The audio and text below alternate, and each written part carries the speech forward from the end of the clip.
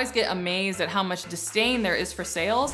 Thank a salesperson today. Next time you're at the store, thank a salesperson, because nothing happens until something gets sold. You wouldn't have the Wi-Fi that you're watching this video on if it weren't for somebody somewhere selling something, allowing those businesses to generate the revenue that they need in order to produce the products and services that you use every single day.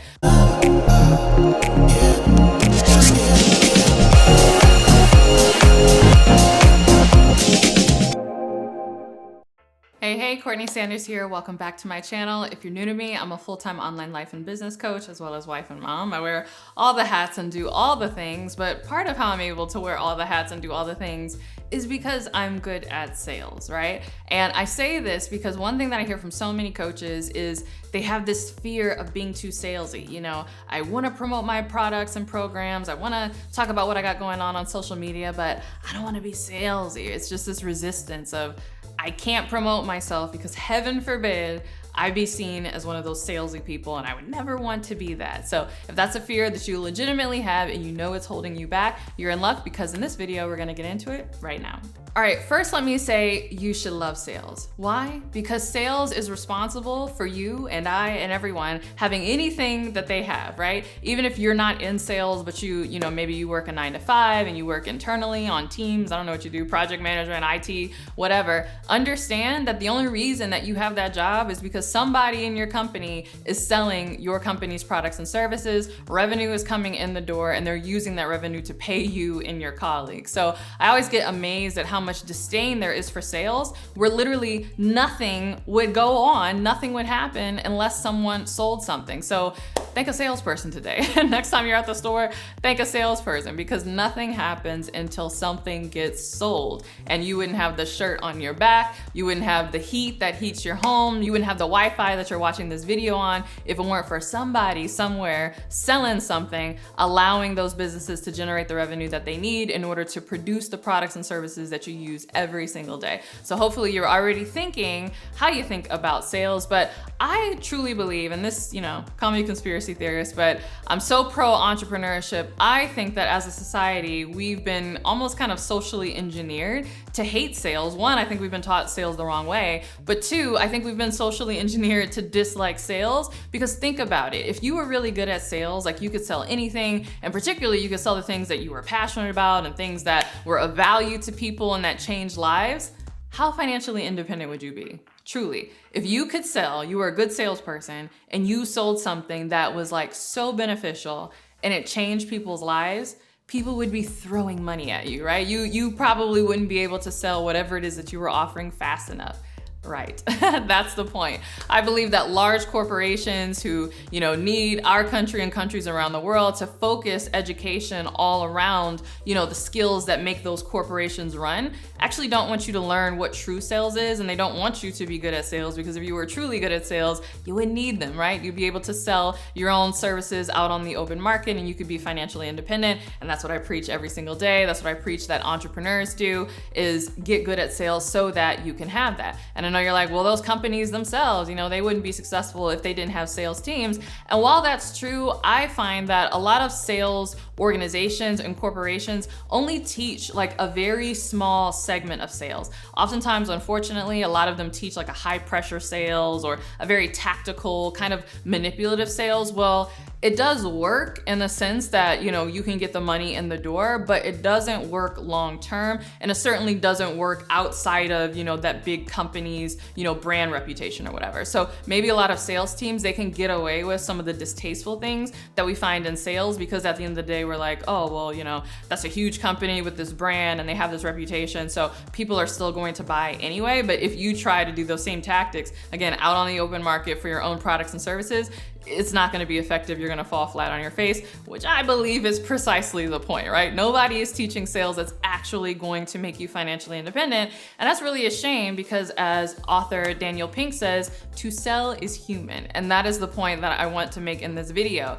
You don't need to worry about being salesy because it is your natural human ability to sell. I mean, think about kids, right? Think about, a little girl selling her best friend on why they should, I don't know, pretend to be superheroes or to climb the tree in the front yard or, all the crazy things that kids do. Kids are selling 24/7, right?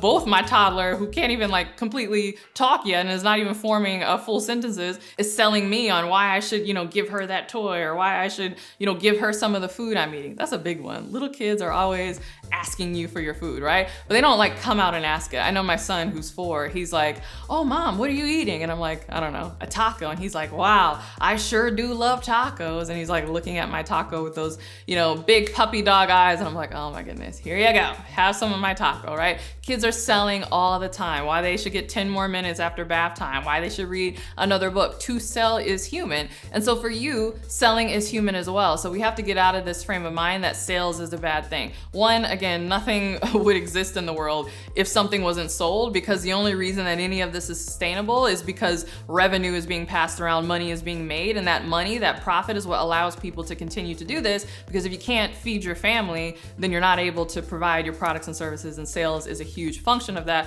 but also it's the natural human capacity to sell. But also from coaching, and I talk about this in depth in this video here, which is all around people who say, "I don't want to market, I just want to coach." Well, sales is actually a form of coaching. Yeah, let that bake your noodles. So I won't go on a diatribe on that here like I did in this video, but you should totally check that out so that you can really think about how, your coaching that you're so passionate about is actually just a form of sales. You just do it before the person has become a client. And so if you focus on all of those skills that you've developed around breaking limiting beliefs, helping people overcome their own excuses and helping them maximize their full potential, if you do that before someone, becomes a client with you, just as you would after someone becomes a client with you, you're just coaching them to the sale essentially.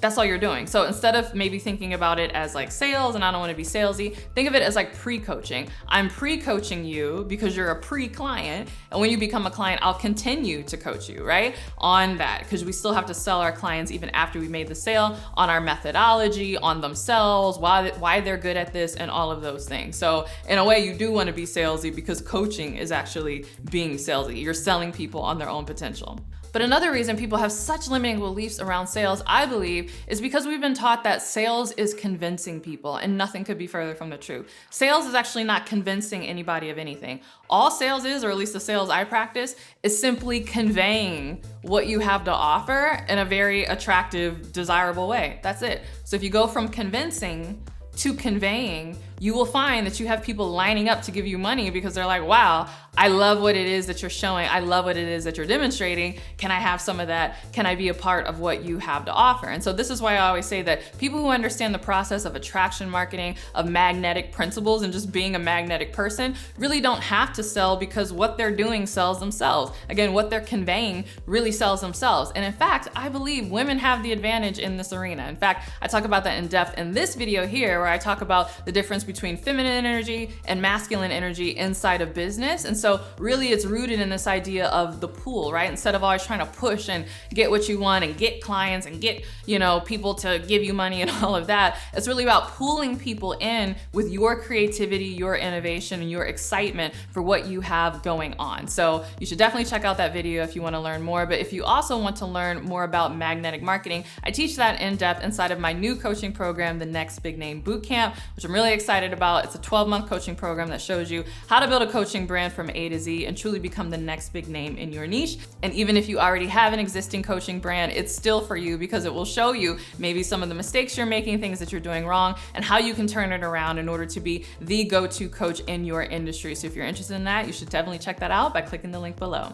All right, thanks so much for watching this video. I hope you enjoyed it and have gotten over that fear of being too salesy. If you did, don't forget to give it a thumbs up and subscribe. And if you can't wait for my next video, make sure you're subscribed to my podcast, The Courtney Sanders Show, on both iTunes and Spotify. And if you can't wait for my next podcast episode or my next YouTube video, make sure you're following me on Instagram, CourtneyLSanders on Instagram. And with that, I'll see you in the next video. Bye.